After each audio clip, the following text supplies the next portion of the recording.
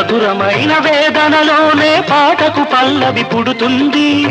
మనసు మాట కందని నాడు మధురమైన పాట అవుతుంది. మధురమైన వేదనలోనే పాటకు పల్లవి పుడుతుంది. పల్లవించు పడుచుదనం పరుచుకున్న మమతలు చూడు. పల్లవించు పడుచుదనం పరుచుకున్న మమతలు చూడు. పసితనాల తొలి వేకువలో ముసురుకున్న మబ్బులు చూడు.